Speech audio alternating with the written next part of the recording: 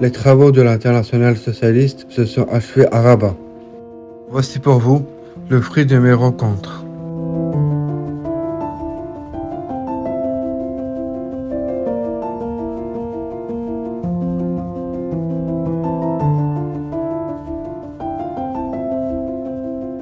Bonjour madame, pourriez-vous s'il vous plaît vous présenter et nous parler un peu de votre action ici à Rabat?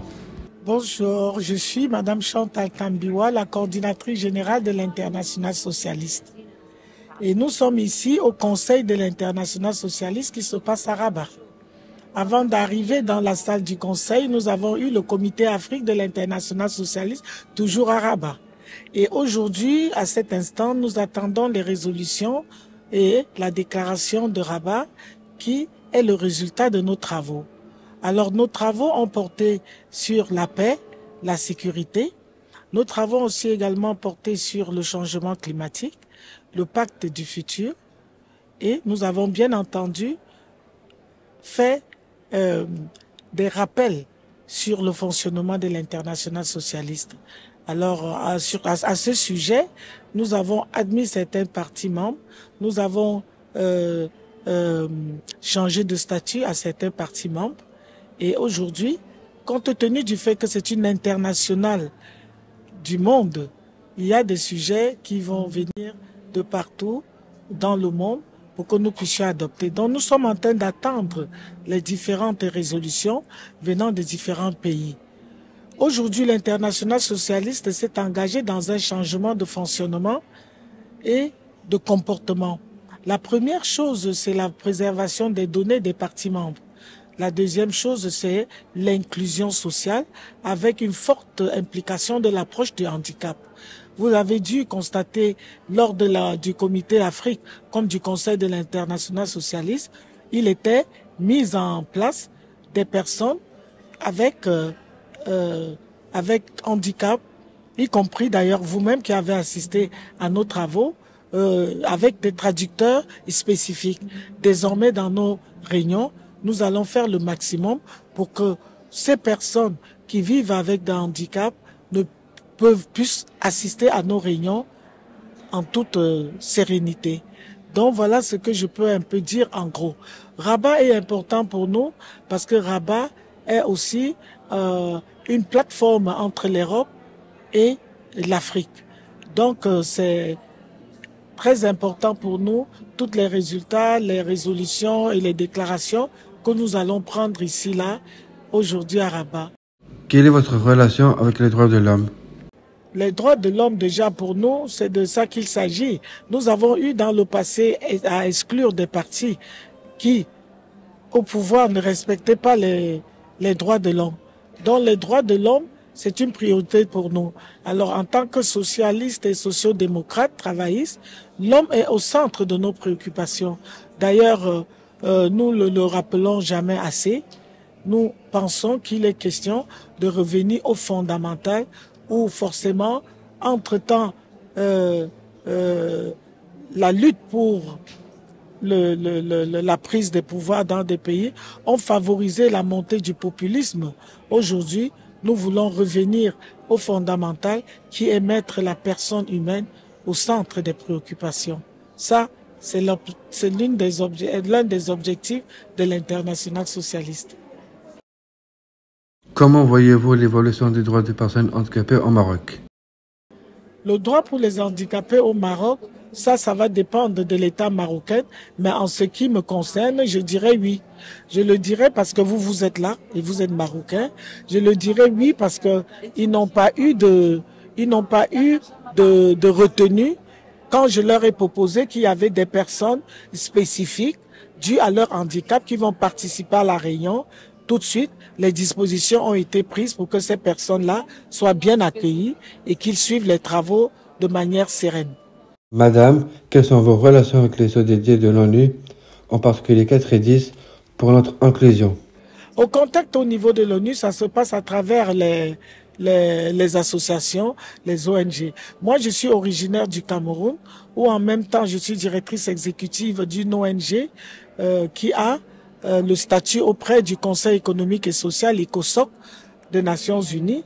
Et la prise en compte du handicap est une priorité chez nous. Nous travaillons avec, de façon transversale avec tout ce qui est social et inclusion du handicap. Déjà, mon parti, le Front camerounais, qui a adhéré à l'international socialiste à Rabat, a pour priorité les femmes, les jeunes et les personnes qui vivent avec un handicap. Donc pour nous, c'est une détermination d'inclure ces personnes dans la vie de tous les jours. Et à travers les associations, oui, il y a un contact avec les Nations Unies qui a laissé beaucoup de place pour des personnes qui vivent avec un handicap. Que pensez-vous de l'inclusion et de la manière dont on aborde le handicap aujourd'hui, notamment avec la déclaration de Rabat? Pour la première fois au sein de l'international socialiste, on a vu cette inclusion de la prise en compte du handicap. Ça s'est passé à Rabat au Maroc. Et ça, c'est un signal fort que nous lançons et un défi parce que l'international socialiste regroupe plusieurs partis politiques à travers le monde. Et dans la déclaration de Rabat du Comité Afrique, il est clairement stipulé au pays de prendre en compte l'approche du handicap. Donc, nous commençons petit à petit et les résolutions à venir qui vont venir, à chaque fois, il y aura sous ma coordination, aura un paragraphe sur la prise du compte de handicap. C'est ce qui s'est passé au Comité Afrique, qui est une branche de l'international socialiste, l'international qui est une instance de l'international socialiste, et le Conseil de l'IS a pris en compte cette déclaration de Rabat venant du Comité Afrique de l'international socialiste. Donc, vous allez voir dans les jours à venir, le prochain conseil se tiendra en Turquie, certainement à Istanbul. Vous verrez les résolutions comme celle-ci. Il y aura toujours quelque chose qui va tenir compte de la prise en compte du handicap. Et petit à petit, les autres partis, nous allons avoir une approche stricte là-dessus, comme nous l'avons sur la prise en compte du genre. La prise en compte du genre est devenue statutaire à travers le comité égalité genre. Avant, nous avons deux comités statutaires, le comité éthique et le comité des finances. À partir du congrès de Madrid, nous avons ajouté un troisième comité qui est le comité égalité genre. Nous espérons, et pourquoi pas, au prochain congrès, qu'il y ait un quatrième comité qui sera la prise en compte du handicap.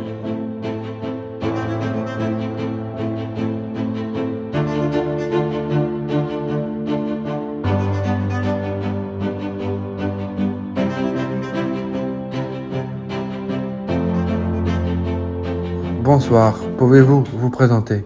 Donc, je suis Khawla Al-Chegal, je suis membre du bureau politique de l'USFP et vice-présidente de l'Internationale socialiste. Que pensez-vous de l'événement?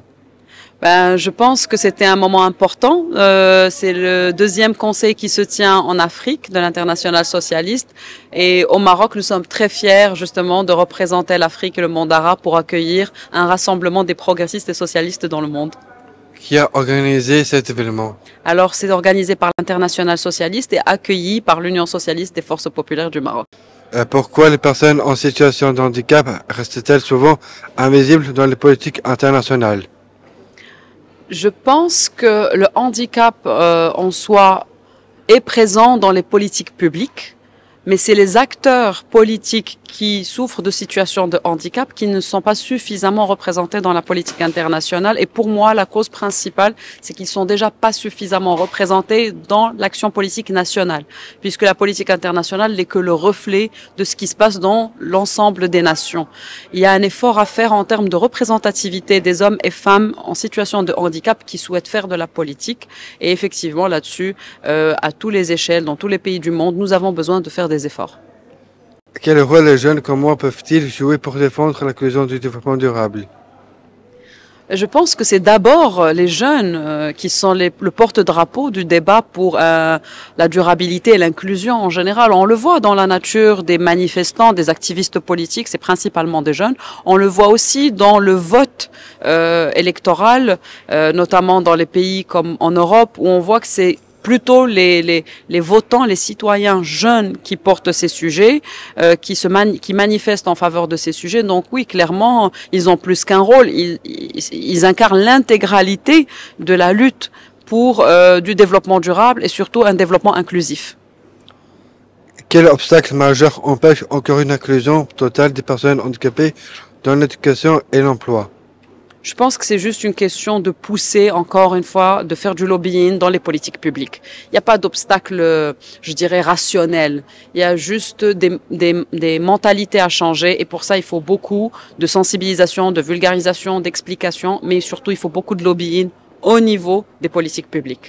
Comment les pays peuvent-ils collaborer pour améliorer la situation des personnes handicapées à l'échelle mondiale? Il faudrait, je pense, qu'on ait effectivement des conventions internationales qui vont au-delà des intentions et qui sont plus contraignantes, un peu à l'image de ce qu'on a sur les différentes questions sociétales par rapport à l'handicap spécifiquement. Merci.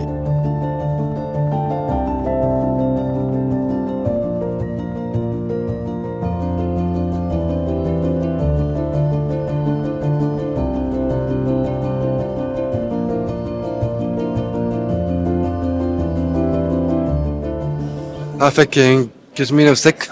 عبد الهادي الشنافي من دولة الكويت. سأتحدث عن تجربة أهل الهمم في دولة الكويت وإدماجهم في المجتمع الكويتي. الحقيقة الدولة مهتمة جدا في هذه الفئة من حيث الاهتمام في مسألة تعليمهم ودمجهم في المجتمع.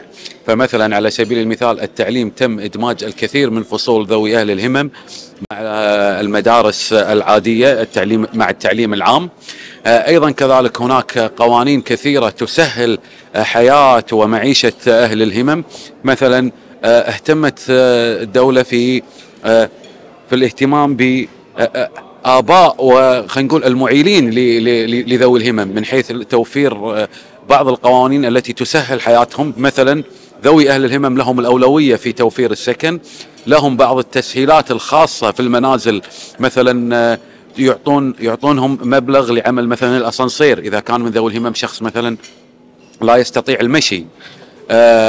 أيضا هناك قوانين للتقاعد المبكر لذوي الهمم وأيضا لأولياء أمورهم.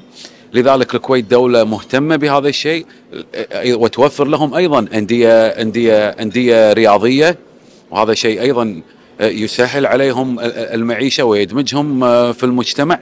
أنا سعيد اليوم يا معمر بأن أنا كنت معك وأنت مثال جيد ومثال يحتذى به من ذوي الهمم ومن دولة المغرب الشقيقة. أحب أشكرك وأدعمك وأدعم جهودك وأدعم كل قنواتك التي أنت تعمل فيها على الإنترنت.